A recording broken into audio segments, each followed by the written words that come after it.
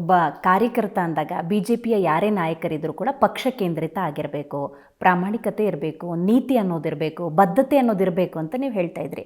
ಈಗ ನರೇಂದ್ರ ಮೋದಿ ದೇಶದ ಪ್ರಧಾನಿ ಅಂದಾಗಲೂ ಸರ್ ಅದು ವ್ಯಕ್ತಿ ಕೇಂದ್ರಿತವೇ ಆಗಲಿಲ್ವೇ? ಖಂಡಿತ ಆಗ್ತಾ ಇಲ್ಲ. ನೋಡಿ, ಪ್ರತಿಯೊಂದಕ್ಕೂ ಕೂಡ ಪ್ರತಿಯೊಂದು ಪಾರ್ಟಿ ಕೂಡ ಒಬ್ಬ ಸಮರ್ಥ ನಾಯಕ, ಸಮರ್ಥ ಆಡಳಿತ ವ್ಯವಸ್ಥೆ. ಸಮರ್ಥ ನಾಯಕತ್ವ ಇಲ್ಲದ ಯಾವುದೇ ಪಾರ್ಟಿ, ಈಗ ಕಾಂಗ್ರೆಸ್ ಯಾಕೆ ಎಷ್ಟು ಫೇಲ್ಯೂರ್ ಆಗಿದೆ? ಅವರಿಗೆ ಲೀಡರೇ ಇಲ್ಲ ದೇಶದಲ್ಲಿ. ಯಾರಿದ್ದಾರೆ ಹೇಳಿ? ನಮ್ಮ ರಾಹುಲ್ ಗಾಂಧಿ ಅವರನ್ನು ಯಾರು ಲೀಡರ್ ಅಂತ ಅವರ ಪಾರ್ಟಿಯವರು ಅಕ್ಸೆಪ್ಟ್ ಮಾಡಲ್ಲ, ಸಮಾಜನೂ ಅಕ್ಸೆಪ್ಟ್ ಮಾಡಲ್ಲ. ಮೋದಿ ಅವರನ್ನ ದೇಶನೂ ಅಕ್ಸೆಪ್ಟ್ ಮಾಡ್ತು, ಜಗತ್ತೇ ಅಕ್ಸೆಪ್ಟ್ ಮಾಡ್ತಾ ಇದೆ.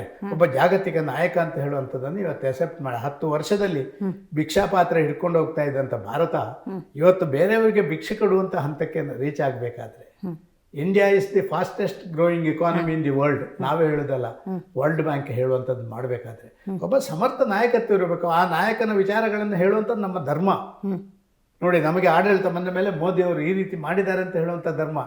ಆ ನಾಯಕನ ಹೆಸರಡಿ ಎಲ್ಲ ಕಡೆ ಮಾಡಿದ ಕೂಡಲೇ ಅದೇನೋ ವ್ಯಕ್ತಿ ಕೇಂದ್ರಿತ ಅಂತ ಆಗೋದಿಲ್ಲ, ಅದು ಪ್ರಧಾನಮಂತ್ರಿ ಕೇಂದ್ರಿತ. ನೀವು ನೋಡಿರ್ಬೋದು, ಇಡೀ ದೇಶದಲ್ಲಿ ಮೋದಿ ಹೆಸರಿನಲ್ಲಿ ಯಾವುದೇ ಕಾರ್ಯಕ್ರಮಗಳನ್ನು ಮಾಡಲಿಲ್ಲ.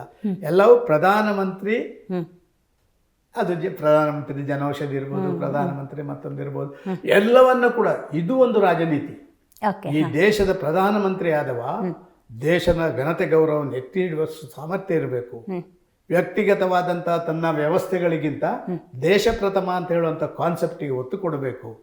ಇದು ಅದಕ್ಕಾಗಿ ಮೋದಿ ಮೋದಿ ಮೋದಿ ಅಂತ ಎಲ್ಲರೂ ಹೇಳೋದು ಯಾಕೆ ಅಂತ ಹೇಳಿದ್ರೆ, ಈ ಮೋದಿಯೇ ಈ ದೇಶದ ಇವತ್ತಿನ ಆಧಾರ ಸ್ತಂಭ ಅಂತ ಹೇಳುವಂಥದ್ದಕ್ಕೆ ನಾವು ಮಾಡ್ತಾ ಇದ್ದೀವಿ. BJP ಇದೇ ಕಾನ್ಫಿಡೆನ್ಸಲ್ಲಿರಲಿ, ನಿಧಾನಕ್ಕೆ ಕಾಂಗ್ರೆಸ್ ಹಂತ ಹಂತವಾಗಿ ಯಾವ ರೀತಿ ದೇಶದಲ್ಲಿ ಮುಂದಕ್ಕೆ ಬರಬೇಕು ಆ ಚಿಂತನೆ ನಡೆಸ್ತಾ ಇದೆ. ಭಾರತ್ ಜೋಡೋ ಮಾಡಿದ್ರು, ನ್ಯಾಯಯಾತ್ರೆ ಮಾಡಿದ್ರು. ಈಗ ನೋಡಿ, ಪ್ರಿಯಾಂಕಾ ಗಾಂಧಿ ವಾದ್ರಾ ಆಗಿದ್ದರು, ಈಗ ಸಂಸದೆ ಪ್ರಿಯಾಂಕಾ ಗಾಂಧಿ ವಾದ್ರಾ ಆಗಿದ್ದಾರೆ. ಹಂತ ಹಂತವಾಗಿ ಹೊಸ ನಾಯಕರ ಸೃಷ್ಟಿ ಕಾಂಗ್ರೆಸ್ನಲ್ಲಿ ಆಗ್ತಾನೇ ಇದೆ. BJPಯಲ್ಲಿ ಇವತ್ತು ನೀವು ನಮಗೆ ಆಶೀರ್ವಾದ ಮಾಡಿದ್ದೀರಿ ದೇಶದಲ್ಲಿ. ಹೌದು, ಸ್ವಲ್ಪ ಸೀಟ್ಗಳು ಕಡಿಮೆ ಆಗಿರ್ಬೋದು, ಬೇರೆ ಬೇರೆ ಕಾರಣಕ್ಕೋಸ್ಕರ ನಮಗೆ ನೀವು ಅಧಿಕಾರ ಕೊಟ್ರಿ.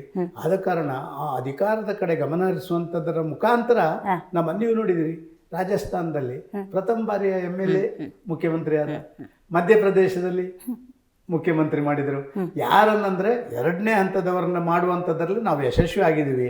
ಕರ್ನಾಟಕದಲ್ಲಿ ಸ್ವಲ್ಪ ವ್ಯತ್ಯಾಸಗಳಿರ್ಬೋದು, ಗೊಂದಲಗಳಿರ್ಬೋದು, ಆದರೆ ವಿಜಯೇಂದ್ರ ಒಬ್ಬ ಯುವಕ, ಅವರನ್ನು ಮಾಡಿದ್ದಾರೆ. ಆದ ಕಾರಣ ಎಲ್ಲೋ ನಮ್ಮಲ್ಲಿ ಆ ತಯಾರಿಗಳು ನಡೀತಾ ಇಲ್ಲ. ಹೊಸತನದ ಹೊಸ ಯುವಕರ ಅದು ಸರಿಯಲ್ಲ. ಎಲ್ಲಾ ಕಡೆಗಳಲ್ಲಿ ನೀವು ನೋಡಿ, ಹೊಸ ಯುವಕರಿಗೆ ಹೆಚ್ಚಿನ ಆದ್ಯತೆಗಳನ್ನು ಕೊಡುವಂಥದ್ದನ್ನು ಕೊಡ್ತಾ ಇದ್ದೀವಿ. ಜಿ ಕನ್ನಡ ನ್ಯೂಸ್ ಈಗ ನಿಮ್ಮ ಮನೆಯಲ್ಲೇ ನೋಡಿ, ಎಲ್ಲ ಕೇಬಲ್ಗಳಲ್ಲಿ ಈಗ ಲಭ್ಯ.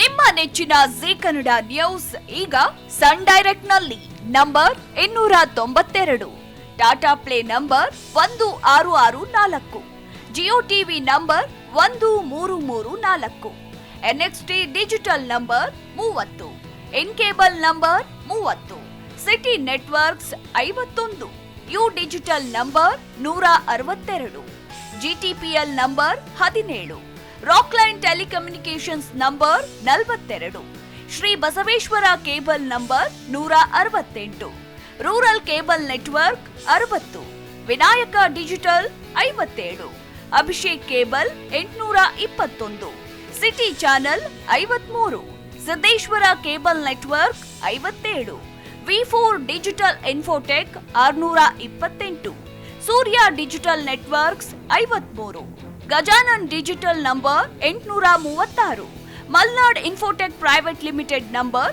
56, Metrocast number 830, Victory Digital number 167ರಲ್ಲಿ ನೋಡಿ ಆನಂದಿಸಿ.